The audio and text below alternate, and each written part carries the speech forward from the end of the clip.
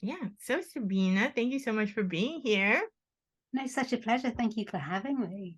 Of course. I want to hear all about how you got into what you got into because you have such a great niche.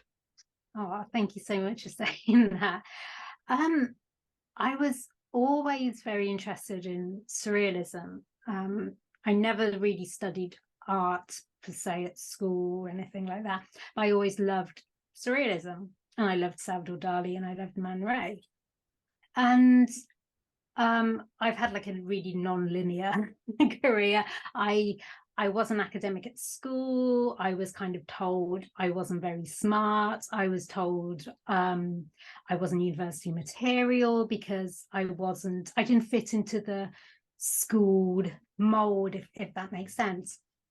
And so I did like some sort of work. I did work in various places after school, and I didn't enjoy that at all. So through various things, I did a HND and a BA in media and comms, and took another year out to work. And then I did an MA, and I did an MA in modern European cultures, which I loved that. And on my very first day, my supervisor, who's awesome, said, have you thought about PhD? And I was like, what? What? It's my first day of an MA. I've always been told I'm not especially academic. I never would have been asked this question 10 years or whatever ago. And he said, is there anything you're interested in? I said, well, I was thinking about it, and I thought, but I really enjoy surrealism. And I happened to be reading a book at the time, and um, it mentioned like this runaway sentence, like women surrealists. And there was nothing in the book about women surrealists. So you read this book and you're like, well, you mentioned women surrealists. And I think they mentioned Frida Kahlo, but they didn't mention anyone else. And I was like, well, where are they? Where are these women? Um, And so that supervisor had put me in touch with Stephen Forster, who was at the University of Birmingham, and then he's in Glasgow now. And we were talking. I mentioned this to him because he was going to be my dissertation supervisor, and he said, "Yeah, I'm happy for you to do that. That sounds like a really interesting topic because he's an expert in Dadaism, but." He didn't know much about women's surrealists because at the time, I mean, it's completely obviously now it's wonderful and so many more people are aware. But at the time, it wasn't something that was as big as it is now. And so it went from there, really. So I just became immersed and I started researching, and I came across Lee Miller, and I came across Elsa Schiaparelli. And it was, in a way, it was through Man Ray. Obviously, I became aware of Lee Miller through Salvador Dali and his collaborations with Schiap. I became aware of her. Um, but I was extremely fortunate because this was the time when the V&A staged their incredible exhibition, Surreal Things. And I don't know if you remember that exhibition. It was about 2007. I think it was 2007. So I was studying women surrealists at that time. So you walk in this exhibition and you have work by Man Ray and Dali, and but you have like Elsa Schiaparelli's Monkey Boots, and you have like work by Mary Oppenheim, and you have Dorothy Tanning and Leonora Carrington. So it was just like this sensory overload. It's like, wow, it felt so right in a way to have followed that path, and and then here was this exhibition, and in a way it felt like it was justified what I had chosen to do. And it just went from there, really. And for my MA, I focused on Lee Miller, Schiap, and Mary Oppenheim, but then I expanded that when I did my PhD, and I looked at Tanning, and I looked at Carrington. I looked at Frida and Alice Rahan, and I just loved doing that, and I just loved it so much. And it's just something that I've never been able to to leave behind. As much as like sometimes I think, oh, I could work on something else for a bit, but I always come back to like these women because to me they're so fascinating, and you always either come across a new artist or a new artwork. And I feel lucky that because I have interests outside of surrealism, I find that I have fun applying maybe women surrealists to things like cinema and to things like maybe a book or something, or maybe a historic element or a place or something like that. So I just find it's not a world for me that ever diminishes. It just keeps expanding. It keeps getting bigger, and I just love it so much. Yeah, and you see how, well, first of all, I love how you're always bringing in, like you said, new artists, because you've introduced me to Mm. artists I hadn't heard of before. Oh, And thank you. also like expanding, like seeing how other artists either reference these artists or Mm. how these reference artists reference other artists, like what you Mm. talked about with Maya Deren and David Lynch at Morbid Yeah, Anatomy a couple months ago. that was so fun. That was such a lovely pleasure to do. I loved doing that lecture. Yeah, it's amazing, and it's lovely Mm. to see how things reference each other so much, and there's so much more in everything than people really realize at first glance. Very much so. And it's been so nice that sometimes I've had people like, as you really kindly just said, have said to me now, and I've had other friends or followers on social media say, gosh, I've been introduced to this artist. Like I did a talk on Gertrude Abercrombie last year for the Last Tuesday Society, and I had so many people said to me, oh, she's my new favorite artist now. I never heard of this artist before, and now I want to learn everything about her. And it's just so nice to be able to do that, and to talk about these women, or to talk about their artworks and their lives, or maybe like something like with Maya Deren, and you can apply it to cinema, and just how influential she's been to contemporary cinema. um and it's just nice. It's just nice to get to follow in that direction. And sometimes I think, oh, maybe I'm thinking too outside the box with certain things, certain ideas. So which is fun to, because sometimes like I've had people say to me, oh, that's a bit, editors say to me, oh, that's a little bit kind of too niche or non-relevant, or just not topical enough to write about. So that's why it's fun to have a Substack, but these ideas that may be deemed a bit too outlandish into a Substack, and write about them from that way. Yeah, and your Substack is great. I highly recommend it. I'm a Oh, thank subscriber. you. And if you ever have a piece that you don't have a home for and you want to put it in the Fenris Wolf that Carl edits, he Oh, always thank accepts you. anything that's about like art and magic and things like that. So Awesome. your work is always welcome there. Thank And you. I love that it's niche, but I have also realized recently that I'm also pretty niche, because it's like psychoanalysis is pretty niche Yeah. in like psychology and mental health. And then like you add like magic on top of that and art, and it's like a niche, you know? But it's Like, also, but as you've seen, it all fits in. It's all like the same thing. And when people sometimes don't see these connections, and we do, and it makes it all the more exciting, because so much of surrealism obviously is psychoanalytical, and there's the magical element, because so many of the women were into magic and into like witchcraft and witchery. So it's just like a one big melting pot really of ideas.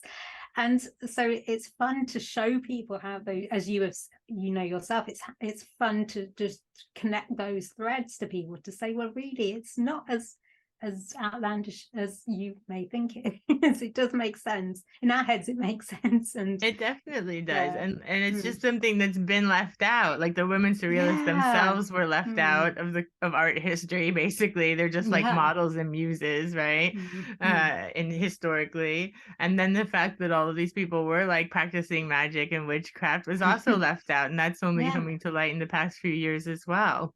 Yes, and it's so great to have people like Amy Hale writing about Eiffel Cahoon, and even the geographical nature of surrealism, because obviously we think of it as being like a very Parisian movement, but it was not. It was very international, and there were people in the UK, and there was people in, in South America, especially for women. Women seem to be like have this kind of gravitate towards South America. It was very important in that respect. And there's been work recently on, I think, Egyptian surrealism and things like that. So it's just such a huge international movement, and I think it's been really wonderful, like over the last 10, 15 years, gosh, just to see how it's progressed.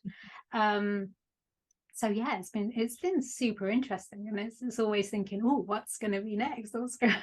What's around the corner? And I know I was really upset because I never got around to seeing the Schiaparelli exhibition in Paris. I think it's just finishing or just finished. And I'm kind of berating myself for not seeing that, but it's probably probably for the best, because I wouldn't want to leave it. Wouldn't want to leave the gallery. But I think I've seen some of her work like in the past, and it's just so nice that there's always even these smaller exhibitions, because that was at Les Décoratifs, just to see like these smaller things popping up, and just see what comes next. In New York, I don't know, this must have been 5 years ago or so. They had or maybe 2018. Yeah, that's already 5 years ago now. They had a exhibition at the Museum of Sex in New York on Leonore Feeney. That was Yes, an amazing did show. you see it? Mm-hmm. Oh, how was it? You would tell me everything. Yes. Amazing. And it has Schiaparelli in there too as well. Yeah, I I saw guess they some had of. some collaborations together, or They did, yeah. I saw some of I was reading the coverage of that exhibition, just going, oh my God, how do I get to New York?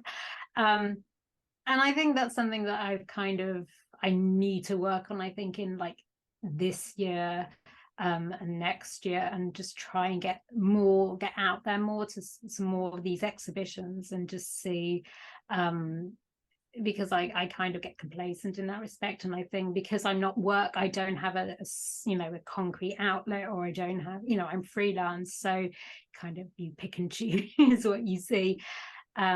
So I think I need to get better at saying, right, there's this going to be incredibly rare opportunity to see like the Museum of Sex exhibition, or the one in Paris, or whatever, and just try and get to them a little bit more. well, you I spend a think lot of time in LA. I do. I love LA. Yeah, I was very fortunate to go twice well, I say this year, it's last year.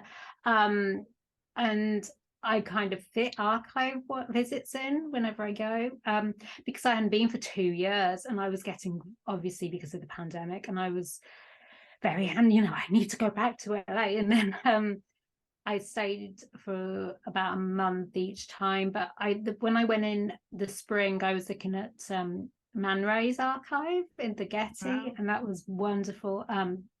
The Getty is such a beautiful place. It's kind of a jaunt to get to, and I think Uber rides now have just gone astronomically expensive, but so I was only there for a couple of days at the Getty, but it's just such a beautiful environment to work in. And then I was looking at some of Maya Deren's things at the Academy Library when I went in the autumn. And they have some like clippings and things. And that's a really beautiful library, because I think it's just nice to get back into like archives and things like that, because I think it just can, sometimes you find things that you might find something really small, like of relevance, and you have all these notes, and then you find the one the one little paragraph that's worthy, that you need. And other times I kind of hoard notes. I don't know if you're the same.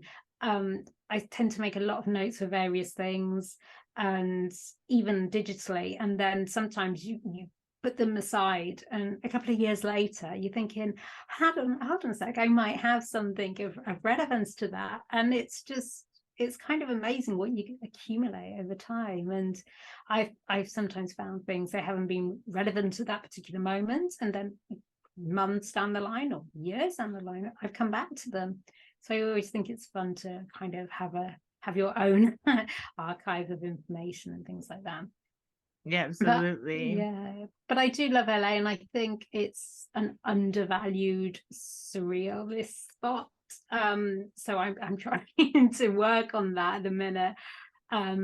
So hopefully eventually someone will take a chance on me, and we'll get something going, because I think there is a good story there that kind of needs to be told a little bit. It's just trying to get more and more information about it.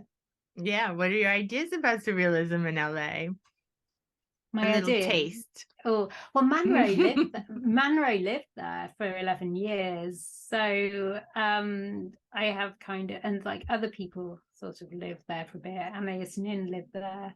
And obviously Maya Deren filmed Meshes in LA. So I think, you're trying to sort of, and I have a couple of other artists, within that story. So I think there is like it's just trying to figure out any overlaps or any kind of chronology or any kind of things. And, you think, who else visited Man Ray when he was living there? So I know Lee Miller visited, and Max Ernst and Dorothea Tanning visited, and there was they had their famous double wedding there. And so it's, there's a story to be told. I tried to put a little bit on the Substack at one point. I think I put a little taster of it on, and so maybe I'll just keep dropping hints and see, and then with any choice, enough people be curious enough, and then maybe we can, I can get something going from there. So I'm just trying to sort of figure out, because I'm not a fiction writer, and I think sometimes you don't want to, with things like that, you sometimes need a narrative element, and because I'm not a fiction writer and I don't want to put words in people's mouths and things like that, or feelings, and give them certain emotions that they maybe didn't have at that time. It's trying to construct a story that's compelling and narrative, but without falsifying any information. So hopefully we'll get there eventually. Absolutely, I'm sure you will. Thank You just gave me the idea that could be kind of fun to have like a fiction story of all these different surrealists and their adventures. Yeah, that would be fun. I'm surprised there were. I think there's been like historical fiction, Fan fiction. Yeah, there should be fan fiction. Awesome. Someone should do that. That's a great idea. Yeah. Yeah. I want to, of course, you don't need to write too much fiction about them because they had such amazing lives. Oh, for sure. And you mentioned like Mexico, Central and South America as being such hotspots. And it's so true. Like there's so many great artists that came out of there or that moved there during the war. And I love the idea of like Jodorowsky and Leonora Carrington together and things like that. Yeah, I might be talking about that on another podcast in a couple of months, so that kind of be fun. So I'm doing a film centric podcast in a few months, so I'm going to be plunging into that a little bit. So tune in for that. Yeah, that will be fun. Yeah, very nice. I think it's the supporting characters podcast, so that'll be. We're not recording it until late May, I think, or mid to late May. So that will be. It's nice that you brought that up, so I can promote that we haven't even recorded yet. There's definitely interest. Yeah. And there's so many relationships. They all had so many different kind of intertwining relationships. What was that book that I read? That The Militant Muse, that one.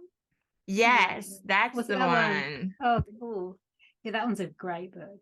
That's such a good book. And she talks more about like the relationships between the different women, like Leonora Feeney and Leonora Carrington and things like that. Yeah, and we got Valentine Penrose in that as well, I think. So those are really nice kind of overlap, because I think there's always that thing of like women are in competition with each other, and women, like, obviously we have arguments with our friends and things like that, but I think this group of women like really were friends, and they had some great collaborations. There were really good friendships. So, and I think it's nice to show like these kind of dynamics between them, and I think that was such a really interesting ideas, and like the correspondence and things like that. It's just so insightful and so, unique, really, because it's one of these books that you think, gosh, this is so smart. It's such a great idea. Yeah, and it also shows so much like how like the one specific author could just get really into something and Yeah. produce so much work about it that becomes Oh so yeah. important to later Yeah. authors, you know? Yeah, definitely. And I think there's always that thing, it's as we said earlier, there's, you can work on a discipline, but you can branch out in so many different directions, and sometimes the not, I don't even want to say the obvious choices, but the things that you don't think about, and then someone will write a book on it and you think, gosh, this is so smart, I wouldn't have considered this. And yeah, she's her range of books are just all fantastic. She's just everything she writes is just, it's I mean, it's been a really good, as a scholar, as when I was doing my PhD, it's been incredibly useful. Just really great, reference her a lot. Yeah. Yeah, absolutely. And I think Mm. these tropes about women like that were so competitive with each other and all these things, it all just comes from like male point of view of like in a male dominated society Yeah. where women probably at some point and probably still in some places and ways had to be kind of competitive for Mm. survival. It's Oh like I'm yeah. dependent on some man to like think I'm pretty and like Yeah. make sure I don't, I get Mm. to eat. Yeah. And so of course Yeah. I'm going to try to like edge out other people that could get that position because Yeah. I need to survive. Yeah.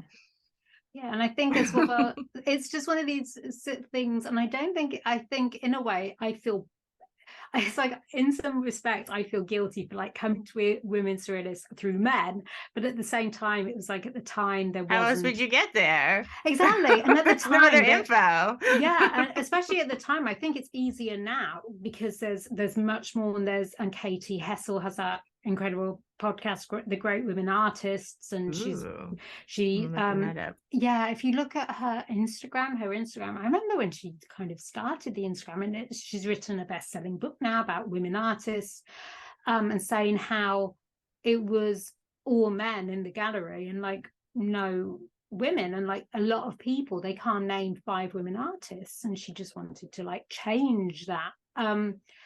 But and at the time I think it used to be like that, and I think now it's changing, thank goodness. It's because it's been so long overdue.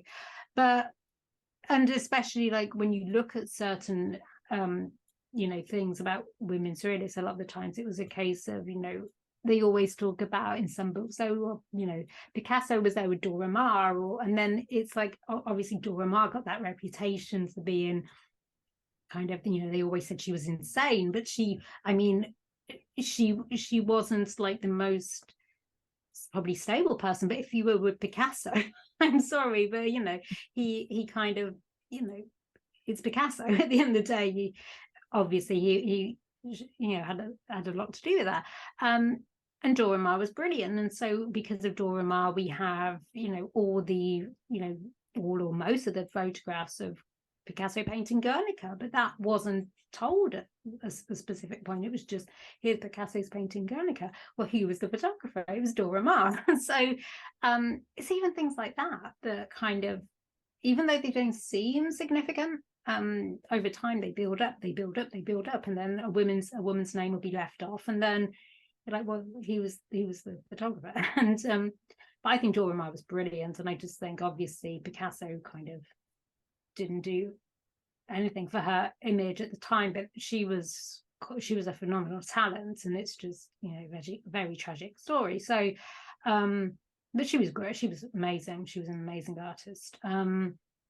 So there's just so many interesting people and interesting like characters, and relationships and friendships and things like that. But again, it's like, unfortunately, sometimes we have to come to these women to be the men. So that's I mean, not it's all anymore, been written hopefully. from this dominant male point of view. It's like, oh, of Yes. course she's a hysterical woman, This is like, it's like so typical. It's not the most flattering, and it didn't do, much for her legacy. But, I think people no longer thinking of her because of that painting, and they think of Dora Maar as a photographer and as a painter rather than that hysteric that Picasso painted her as. So, because her work was tremendous. Her photography work is mind-blowing. So, incredible. Yeah, I just recently watched this movie too. It's not surrealist, but it's similar with Nicole Kidman, and I think it was Clive Owen playing Ernest Hemingway and Martha Gellhorn. Oh, wow. And yeah, it was really good. I really liked it. I had it in my like Yeah. little saved for a long time.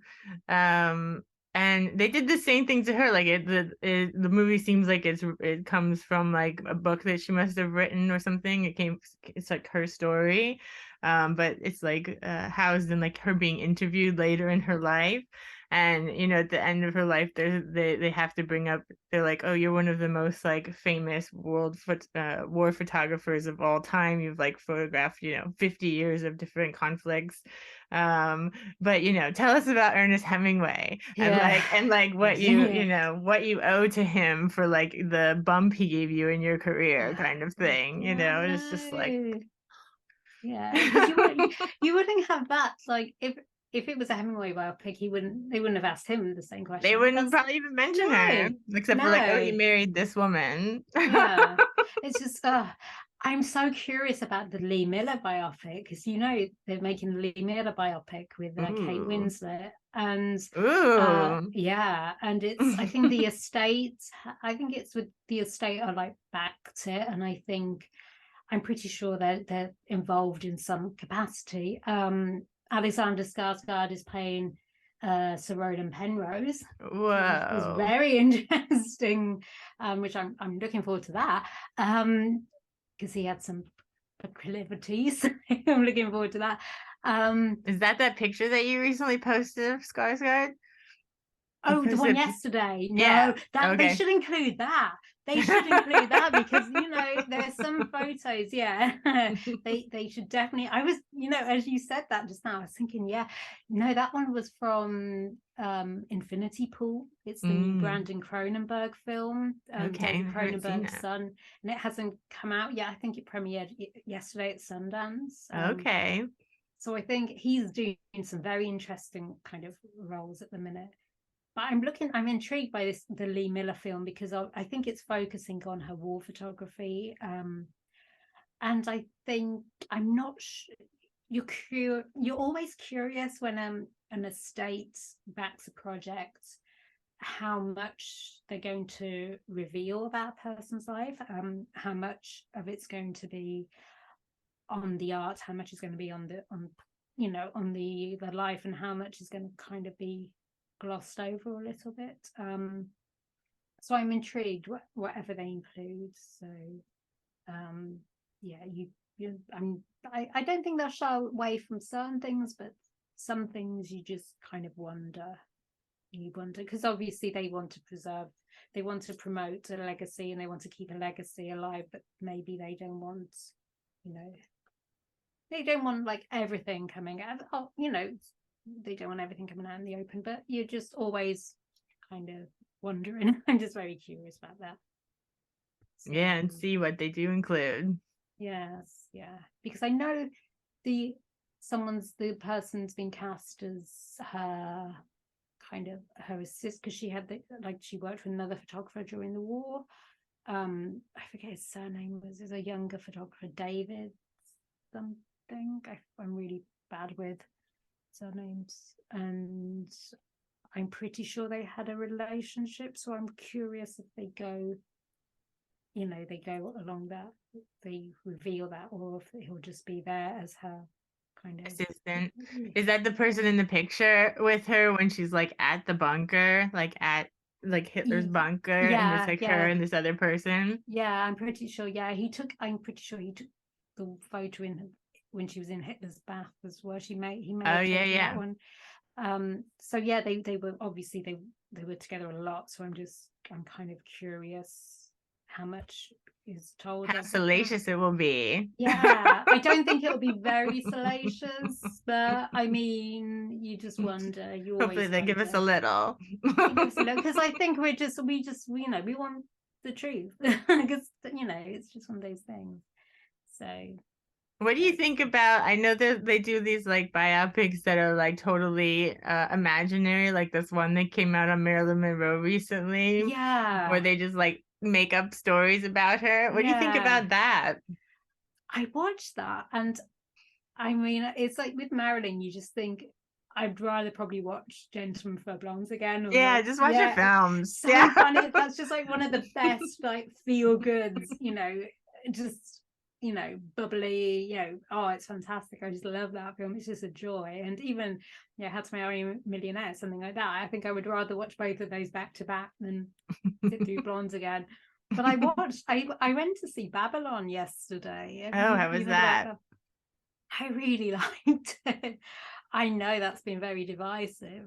I really enjoyed it. I had a really good time. I really enjoyed it. I know it's some people have really hated it, and I mean, for a film that's really sold itself on being like a debauched depiction of the of early Hollywood, it's not that debauched. I've got to say, and there's only maybe the earlier scenes show that maybe a bit of debauchery, but it's not kind of it was good. I had a great time. I really enjoyed it.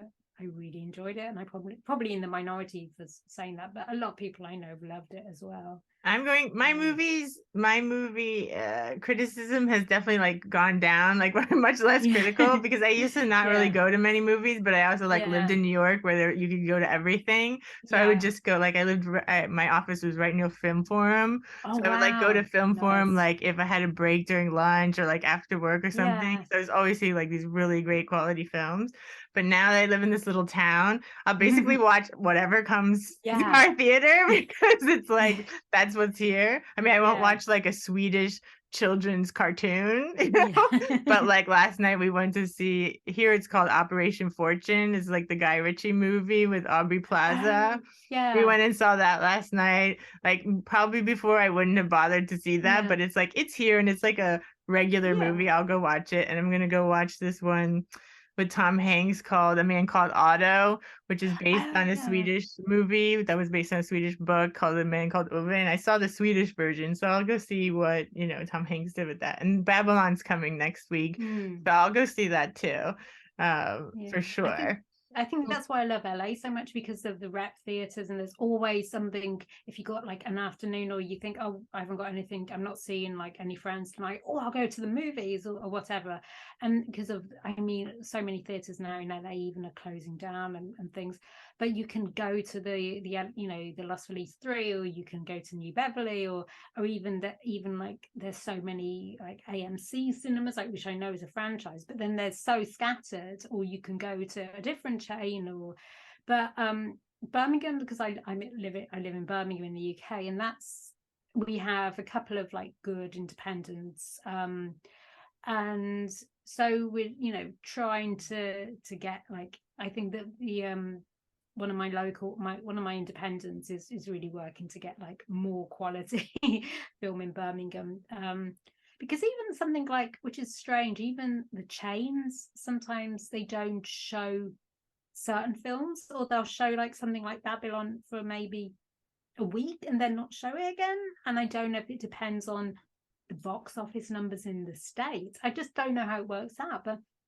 Birmingham isn't like London in terms of cinema either. But can only working on it. And so Yeah, we're work with getting what you got. I'm glad we have a cinema at yeah, all. And it's like yeah. literally like 2 blocks from my house. So I Oh, just like walk like fantastic. 3 minutes. And That's like great. yesterday, there was no one else there. So it's just like a private cinema. And it's a cool Wonderful. old one with like a Yeah. neon sign. And, Oh, so it's like nice. really like a cute old cinema. Like when you go to LA, you can go to those like real old Yeah. school cinemas. I Those are love old school cinemas. fun. Yeah, I think because it was like, well, yes, I went to see Babylon. I was probably one of like 7, 8 people. I went at 10 a.m. on a Sunday because I was like, well, no one's going to be there. I'll go, like, I don't want to like have to deal with, but I had to go into town to go, and it's like, oh, I don't really want to go into town on a Sunday morning, but It's hard to leave home. yeah. And I was cold and it was frosty and it was like, oh, but then I thought, if I don't go at 10 a.m. on a Sunday for a 3-hour film, I'm not gonna probably be bothered. I get really complacent because obviously I have to like get a drive to wherever it is on a night, and I thought I can't be if I want to see Babylon on a night, I was like, well, I can't be bothered to get And you either have to drive home at get 11 o'clock. yeah, so for 3 hours, no, I'll go on a Sunday. I'll just do that.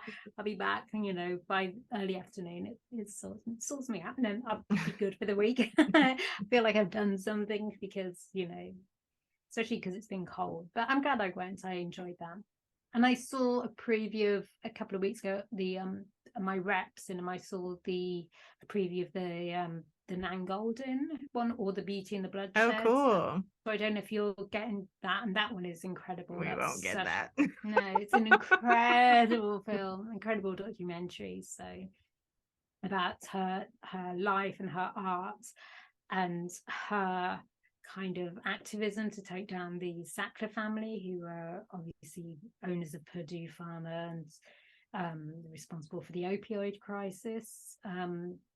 So it's extraordinary documentary, absolutely phenomenon. So I think it should be maybe on a streaming platform at some point. So Yeah, hopefully we'll find it you'll that get to way, or see we can it. always get the DVD. We order DVDs still.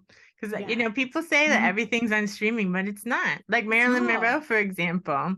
Like Yeah. you have to buy them if you want to buy them or rent them. You might as well just get the box set and then you just have them. Exactly. And it's you can't even trust streaming um for even like being there, because sometimes you want to watch something and you think, oh, I'll watch that in a couple of days or a week, and then it goes and you think, well, you Or it's can't not rely on. available in your region. No, Is the of thing we course. deal with, where you can see it there, but they won't let you Yeah. watch it.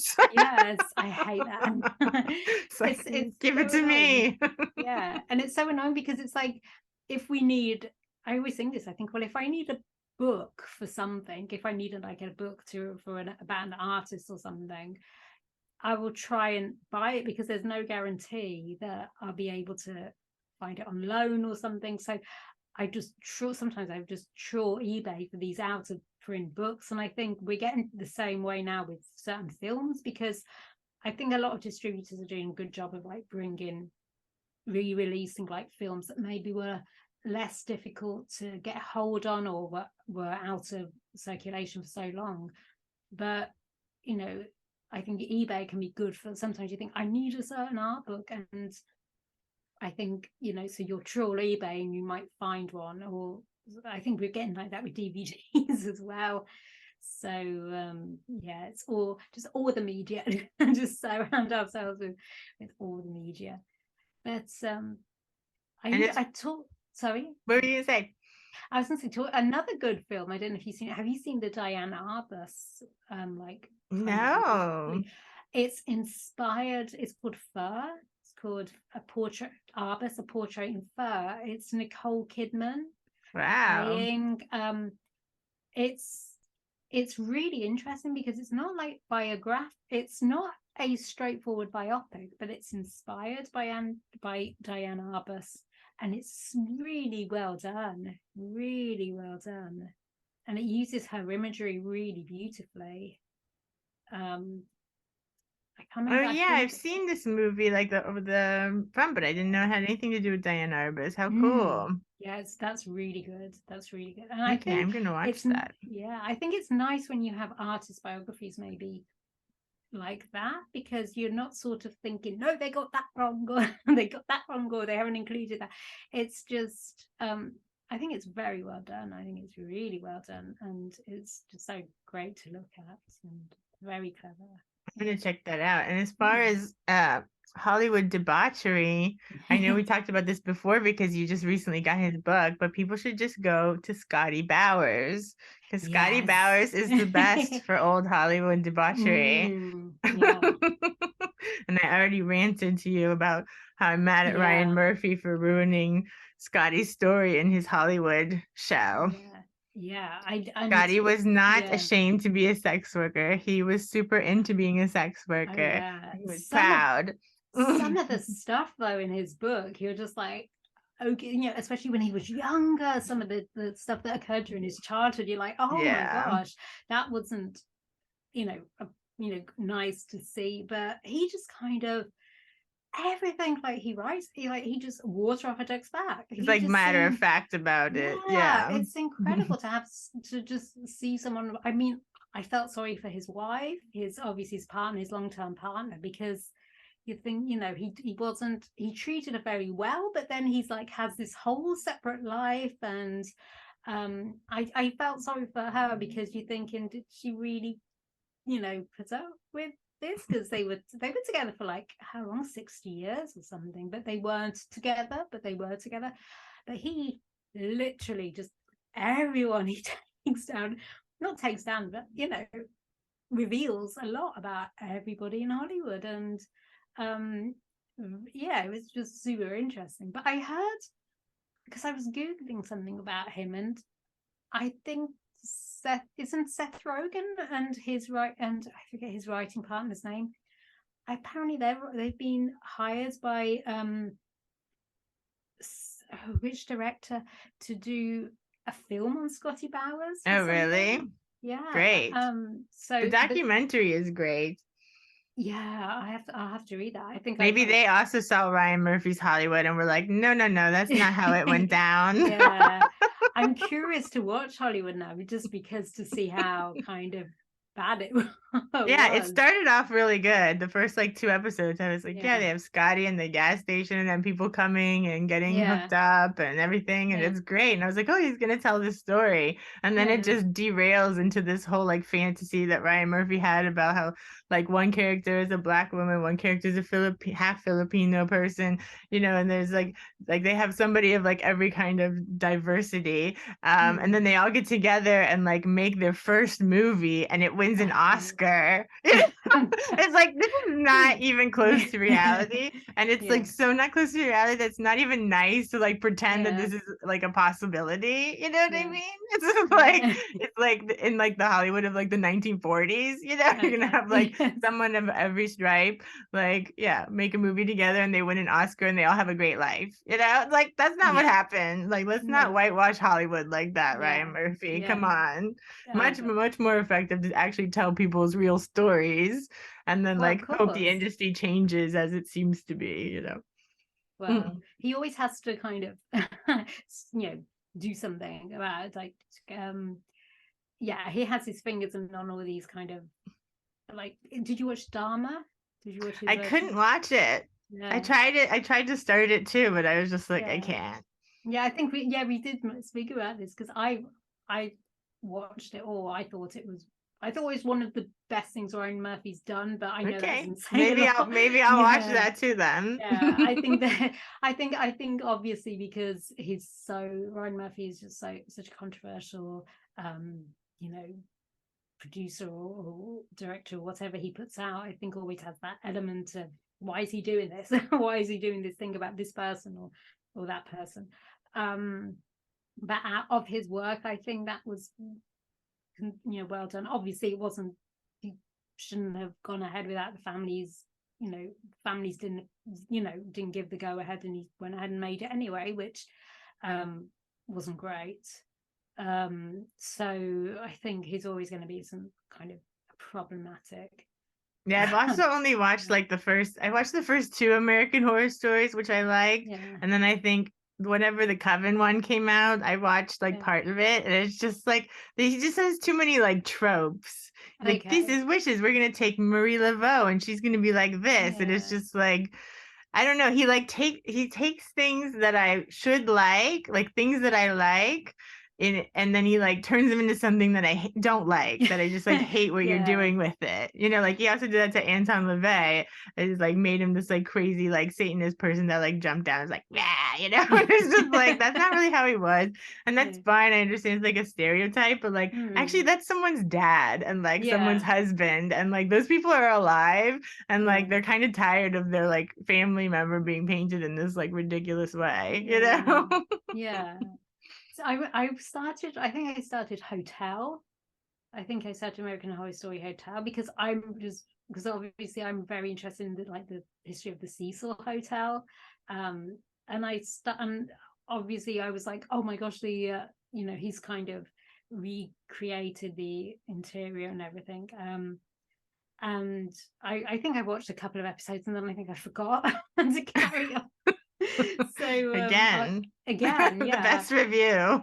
Yeah, I was curious about it because I was like, well, what's he going to do with the Cecil Hotel? But so yeah, did you ever watch Angel, the spin-off from Buffy? Mm-hmm. Because you remember that gorgeous hotel they had in Angel, was it the Hyperion? That was based on the Cecil Hotel, apparently, and I loved that. I only found that out a few years ago, and I was like, oh my gosh, because that I was obsessed with that hotel. So the one in Angel, and then obviously I later learned about the Cecil Hotel. So yeah, I think it's sometimes you see all these elements of history, and I think you try and I'm not saying like I think he gets I don't think like I have a similar process to Ryan Murphy, that sometimes I think, oh, it'd be interesting to base an idea around that, but I think I try and do it in a root in fact, and I think Ryan Murphy is like the complete opposite end of the spectrum in that respect, because sometimes I think, oh, I'm sure in like terms of Hollywood, and you think, oh, which celebrities mixed with the surrealists or something, and I'm surprised he hasn't done something like that, in all honesty, or taken an artist's life and run with it, because you think, where else is there for him to go? Because he's Yeah, done he's kind of Hollywood. like clickbait. He like takes all Yeah. these like names and things that Yeah. people would like and be like, oh yeah, I like that. Click, click, I'll click on it. And then he just turns into whatever he wants. Yeah. Yeah. No one's safe from him. Yeah. Yeah. It'll be interesting because I know he's going to do 2 more series of of the serial killers. So he's got another 2 mapped out. But after that, But who I know knows? some people just love him. I And know, like yeah. love everything that he puts out. Yeah. He's quickly become my least favorite thing to come out of this Yeah. like era. I think I Yeah. liked a few things that he did that I didn't realize he did. Like I watched like the OJ Simpson trial thing that he did. Mm, And so then I really like Sarah Paulson. She's a great yeah. actress. I would watch things with her in it. But then I Mm, just started realizing like all these things are the same person. This is like yeah. the same person putting out all of this stuff, so much stuff. I think the OJ thing, I forgot he did the OJ thing. But I think the writing though was very good on that. And I think sometimes it's when you anchor it to truth rather than just, we're not gonna bother too much with truth and just go on a fantastical Yeah, kind because of. his aesthetics could be interesting. He kind of makes things look like Yeah. comic booky or something, like the Yeah. ratchet aesthetics and stuff. It's Hmm. like he could have interesting aesthetics and stuff, but I guess, yeah, he just depends too much on like tropes and stereotypes of the things Yeah. instead of making it, yeah, more fleshed out Hmm. and more dynamic. Yeah. They're not super dynamic. Hmm. I understand sometimes, like when people say, especially like Babylon, and it's had a lot of people in, like a lot of my friends are old Hollywood historian type people, and and especially with something like Blonde, and people get very vocal about how it was wrong, or what was, and they get they're very and I passionate about how things were wrong for certain reasons, or say, well, that didn't happen. It's a bit like with the depiction of Marilyn, or certain things about Hollywood in Babylon. And I understand that, because I think if they were to make like a biography of one of like the women I work on or something, or if they were to do like a Ryan Murphy version of like something, I would just probably Ryan go, Murphy does no. Leonora Carrington. Yeah, or like does Leonor It'd Feeney be or something. fun. Just no, because I would go, completely, mad and just be. So I can understand why sometimes certain things do have a backlash to them in terms of cinema and in terms of history, because I know they call it poetic license or whatever, and because there's various sides of every story. But I think at the end of the day, you're like, no, that was wrong, or whatever. But yeah, or like the Freud, these guys made a Freud show for Netflix. But see, I loved that. And that was like completely ridiculous. But maybe it's because it was like so ridiculous that it's like obviously not based on Freud's life. Yeah. I mean, maybe like little elements, like they took like a picture of his couch or something. But otherwise, it was just like total fan fiction. But that's okay But when that it's was like fun. when it's like it's kind of separate and it's fun. But I think it's when it's kind of purporting to be, oh no, this actually, and you're like, no, it didn't, dude. So, but yeah, I try, and I think that's the thing. Sometimes I try and watch things now and try and think, okay, don't sort of form any opinions till I've seen the thing or whatever. It was a bit like with Blondes, and this is why I'm trying to stay very neutral for the Lee Miller biopic whenever it comes out, because I'm very curious. So I'm just trying to not have like blinkers up before I Form your own currently. opinion when you've seen it. I definitely try to do that too. And I usually see things like way later. You're on top of the pulse of things, but me, it's like if I remember about it like several years later, then I'll like watch something. Like if something has like a lot of hype, I usually just avoid it. And then if it pops up later, then it's like, okay, it has some sort of longevity that it's like popped up again, and then I can see how I feel about it. And that's why I stopped watching the Jeffrey Dahmer thing that he did, was because he had the Satanic Bible on the end table of the couch in Dahmer's house. And it's like, I'm sure that Dahmer was reading like the Bible, like the Christian Bible, like leave Anton alone. Yeah. Maybe, enough. Yes, I think he just wants to put him into everything. Yeah. Because it's so like creepy. Ooh, that's creepy. Yeah. It's like, okay, whatever. I know. The Christians are known pedophiles. Not all Christians, obviously, but the church, So why don't you put one of those there? Because I think he probably doesn't want a lawsuit, does he? Probably that's why. It's true. Yeah. Yeah.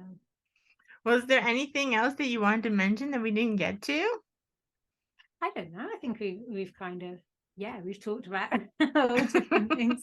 Yeah. I think well, I'm doing a lecture, aren't I? Morbid Anatomy in a couple of weeks of February 19th. Yeah, Valentine Penrose. Yeah, and she was she's a fun one because she was an artist, and she was a collagist, and she was a writer and a poet, and she wrote like a historical novel slash biography on Elizabeth Bathory, which is one of the kind of few texts we have on Bathory, who is so interesting. And I came to her years ago because she was the female Vlad the Impaler, and I was like, wow, because I was obsessed with vampires. Like when I was an Anne Rice teen. I still love Anne Rice books, so I can't remember if I came to that book when I was doing surrealism or before. I think it was around the same time I was doing surrealism, and it's just really interesting. And she was very involved in magic as well. Valentine was she's just a really interesting figure. So I think it'll be really interesting to talk about her, and just to maybe shed some light, because she's kind of an underspoken about surrealist.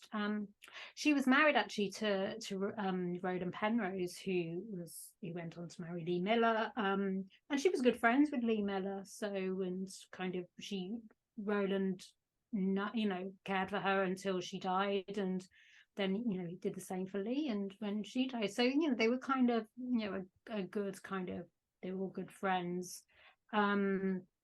So yeah, I'm looking forward to speaking about her for an audience soon. Yeah, and Elizabeth Bathory, of course. Yeah, so she's a fun one, and we can get to some sort of kind of some good sort of combine surrealism with horror and like and some magic and stuff, and see where it takes us. Yeah, and at some point we'll have a part 2 of the David Lynch and Maya Deren, because you and Mary Wilde did that at Morbid Anatomy in November, and it was such a hit that they have asked you to come back for a part 2. So we'll plan that either later in the spring or in the summer or something. Definitely, that would be really fun, because that was just such a joy to do, and it was just so nice working with Mary on that one. And yeah, I had to introduce you too. It was really great. Thank you for that. Yeah, I'm very grateful for that. We had such a good time. So yeah, looking forward to doing that. Have to start to get plotting. Good. Well, so I'll see you on February 19th. Yeah. Thank you so much, Vanessa.